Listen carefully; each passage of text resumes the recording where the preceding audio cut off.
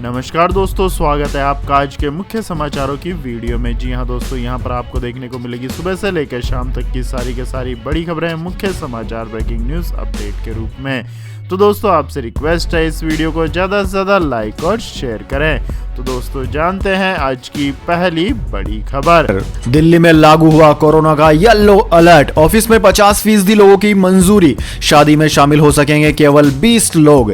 जी हां दोस्तों, देश की राजधानी दिल्ली में लागू किए गए येलो अलर्ट के बाद अब ऑफिस में सिर्फ 50% लोग ही जा सकेंगे। वहीं शादी एवं अन्य समारोह में सिर्फ 20 लोग ही शिरकत कर सकेंगे।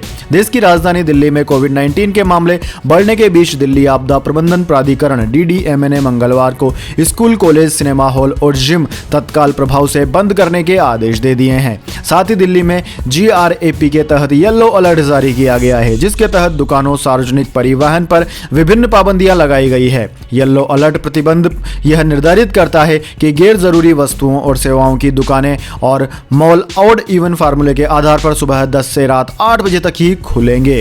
रात को 10 बजे से सुबह 5 बजे तक रात्रिकालीन कर्फ्यू अगले आदेश तक जारी रहेगा। विवाह और अंतिम संस्कार जैसे कार्यक्रमों में 20 लोगों से ज्यादा की अनुमति नहीं होगी। इसके अलावा दिल्ली मेट्रो अपनी 50% सीट क्षमता के साथ संचालित होगी, जबकि ऑटो रिक्शा और कैब में 2 यात्री तक बैठ सकते हैं। बसें भी 50% सीट क्षमता के साथ ही संचालित की जाएगी। सार्वजनिक पार्क, गार्डन और गोल्फ कोर्स में सिर्फ सैर सपाटे और खेलने की अनुमति, पिकनिक मनाने की अनुमति नहीं दी गई है। रेस्टोरेंट और बार को 50% क्षमता के साथ मंजूरी दी गई है।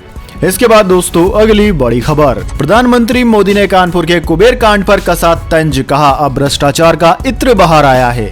जी हां दोस्तों, उत्तर प्रदेश विधानसभा चुनाव से पहले प्रधानमंत्री मोदी ने कानपुर वालों को मेट्रो की सौगात दी। कानपुर दौरे पर आए प्रधानमंत्री नरेंद्र मोदी ने कानपुर मेट्रो के पहले चरण का उद्घाटन किया और खुद सफर भी किया। इसके बाद प्रधानमंत्री मोदी ने कानपुर निराला नगर रेलवे ग्राउंड पर एक जनसभा को संबोधित किया और उन्होंने इस दौरान कानपुरिया अंदाज और ठग्गू के लड्डू का जिक्र किया। हालांकि इस दौरान प्रधानमंत्री मोदी विपक्ष पर भी जमकर बरसे और परोक्ष रूप से पीयूष जैन के कांड का भी जिक्र किया। दोस्तों बगैर किसी का नाम लिए प्रधानमंत्री मोदी ने कहा कि उत्तर प्रदेश में भ्रष्टाचार का इत्र जो उन लोगों ने छिड़क रखा था वह सब अब बाहर आ गया है। इसी वजह से अब ये लोग मुंह पर ताला लगाकर बैठे हैं, कोई क्रेडिट लेने तक नहीं आ रहा। नोटों का जो पहाड़ पूरे देश ने देखा वही उनकी उपलब्धि है और यही उनकी सच्चाई है। यूपी के लोग सब देख रहे हैं, इसलिए अब जनता विकास के साथ है, विकास करने वालों के साथ है।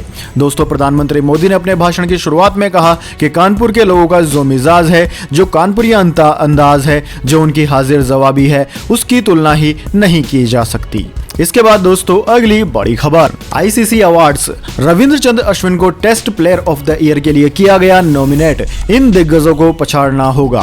जी हां दोस्तों, ICC ने भारत के दिग्गज स्पिनर अश्विन को इस साल का बेस्ट प्लेयर के लिए नॉमिनेट किया है। साल 2021 में अश्विन ने अपनी फिरकी से धमाल मचाया और कुल 52 विकेट लेने में सफल रहे। वहीं अपनी बल्लेबाजी से अश्विन ने 28.08 की औसत से 337 रन भी बनाए। इसमें एक शतक भी लगाया। इसी साल अश्विन ने चेन्नई में इंग्लैंड के खिलाफ टेस्ट मैच में शानदार 106 रन की पारी खेली थी। ICC ने इस कैटेगरी में अश्विन के अलावा इंग्लैंड के कप्तान जो रूट और न्यूजीलैंड के काइल जेमिसन और श्रीलंका के दिमुथ कुणारत्ने को भी नॉमिनेट किया है। दोस्तों आपकी जानकारी के लिए बता दें, साल 2021 में रूट ने अपनी बल्लेबाजी से भी कमाल किया और 15 टेस्ट में कुल 1708 रन बनाने में सफल रहे। इस साल रूट ने अपने बल्ले से टेस्ट में 6 शतक जमाने का कमाल कर दिखाया। अब दोस्तों अगर अश्विन को प्लेयर ऑफ द ईयर का खिताब अपने नाम करना है तो उसे इन दोनों महान बल्लेबाजों को पछाड़ना होगा। इसके बाद दोस्तों अगली बड़ी खबर। रेजिडेंट डॉक्टरों की हड़ताल अब भी जारी। केंद्र से बातचीत का नहीं निकला कोई भी हल।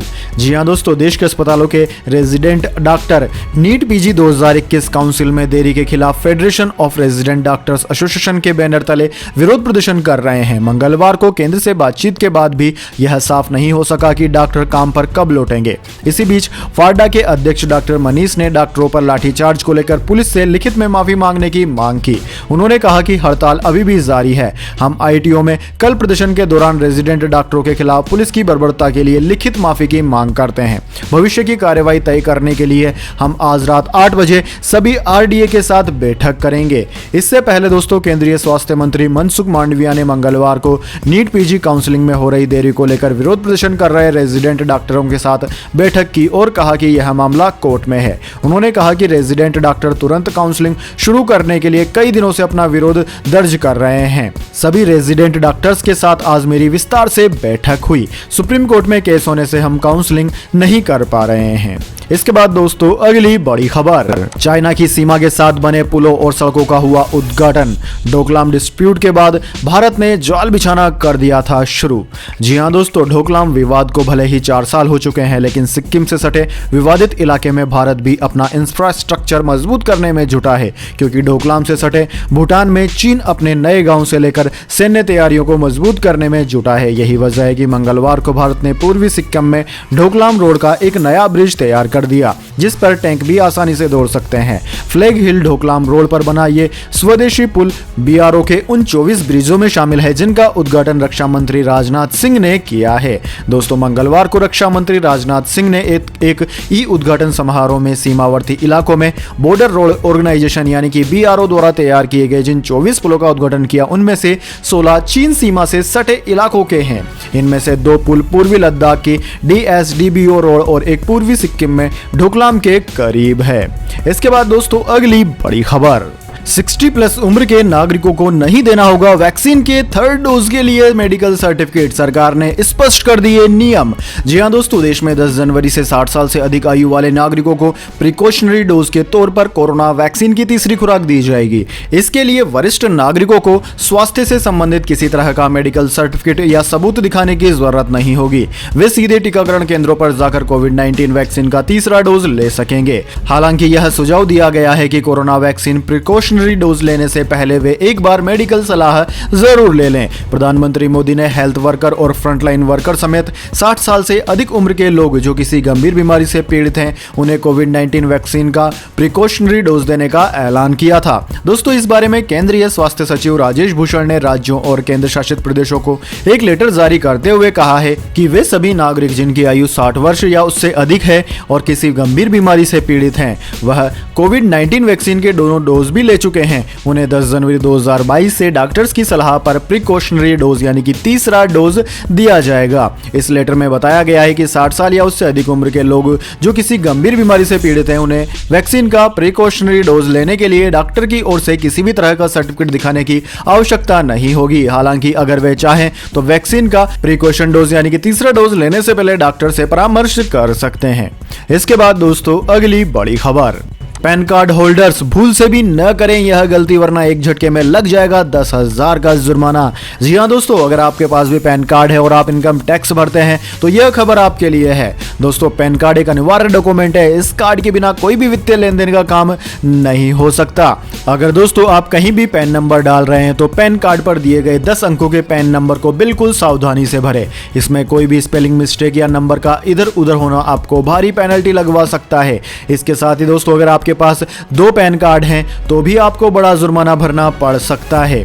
इससे आपका बैंक खाता फ्रीज हो सकता है। इसलिए अगर आपके पास भी 2 पैन कार्ड हैं तो तुरंत अपना दूसरा पैन कार्ड विभाग के पास सरेंडर करना होगा। इनकम टैक्स एक्ट 1961 के सेक्शन 272B में इस बात का प्रावधान है। इसके अलावा दोस्तों, अगर आप ITR भरते हैं और उसके दौरान आपने पैन कार्ड नंबर गलत दर्ज कर दिया है तो आपको 10,000 रुपए तक का जुर्माना लग सकता है। इसके बाद दोस्तों अगली बड़ी खबर, ब्रिटेन में सर्दी खांसी के 50% मामले कोरोना के केस, स्टडी में दावा। जी हां दोस्तों, यूनाइटेड किंगडम यानी कि इंग्लैंड की जो कोविड स्टडी टीम कोरोना महामारी को नजदीकी से ट्रैक कर रही है, उसने एक हालिया रिसर्च में टीम के वैज्ञानिकों ने दावा किया है कि ब्रिटेन में सर्दी खांसी के 50% मामले अमल में कोरोना के केस होंगे। उनके मुताबिक यूके में पिछले हफ्ते कोरोना का विस्फोट हुआ, जिसकी वजह नया वेरिएंट ओमिक्रॉन है। ब्रिटेन में हर दिन 1,44,000 लोग इस नए संक्रमण के साथ बीमार हो रहे हैं। यहाँ कोरोना के मामले हर 2 से 3 दिन में दुगने हो रहे हैं। स्टडी टीम के लीड वैज्ञानिक टिम इंस्पेक्टर का कहना है कि यूके के अधिकतर लोगों को ओमिक्रॉन के लक्षण सर्दी खांसी जैसे लगते हैं। इसकी शुरुआत जुकाम से होती है, जिसके बाद गले में खराश और सिर दर्द की शिकायत होती है। इसलिए ऐसे लक्षण आने पर तुरंत कोरोना का टेस्ट जरूर करवा लें। इसके बाद दोस्तों अगली बड़ी खबर, इस साल से मिलेगी 5G सर्विस। अहमदाबाद, दिल्ली, मुंबई जैसे 13 शहरों से होगी शुरुआत। मार्च अप्रैल 2022 में होगी स्पेक्ट्रम की नीलामी। जी हां दोस्तों, आपने बिल्कुल सही सुना, 4G का जमाना अब जाने वाला है और नया जमाना आने वाला है 5G का। केंद्रीय दूरसंचार विभाग ने कहा है कि 5G सर्विस अगले साल से मिलने लगेगी। इसकी शुरुआत दिल्ली, मुंबई, कोलकाता, चेन्नई जैसे मेट्रो और गुरुग्राम, बेंगलुरु, अहमदाबाद, हैदराबाद और पुणे जैसे बड़े शहरों से होगी। सरकार अगले साल मार्च अप्रैल में 5G स्पेक्ट्रम की नीलामी करेगी। इस साल सितंबर में दूरसंचार विभाग ने टेलीकम्युनिकेशन रेगुलेटरी ट्राई से स्पेक्ट्रम नीलामी के लिए आरक्षित मूल्य, बैंड योजना, ब्लॉक साइज स्पेक्ट्रम उपलब्धता पर सिफारिशें मांगी थी। दूरसंचार सेवा प्रदाताओं TSP, भारती एयरटेल, रिलायंस जियो और वोडाफोन आइडिया ने गुरुग्राम, बेंगलुरु, कोलकाता, मुंबई, चंडीगढ़ में 5G ट्रायल साइट स्थापित की है। दिल्ली, जामनगर, अहमदाबाद, चेन्नई, हैदराबाद, लखनऊ, पुणे, गांधीनगर और ऐसे बड़े शहर हैं जहां अगले साल 5G सेवा शुरू की जाएगी। इसके बाद दोस्तों अगली बड़ी खबर,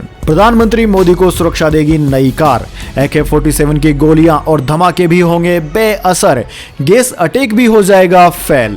जी हां दोस्तों, आपने बिल्कुल सही सुना, प्रधानमंत्री नरेंद्र मोदी के काफिले में मर्सिडीज की नई कार शामिल हुई है। प्रधानमंत्री मोदी की सुरक्षा के लिहाज से इस नई कार को लाया गया है। इसका model number Mercedes Maybach S650 guard है।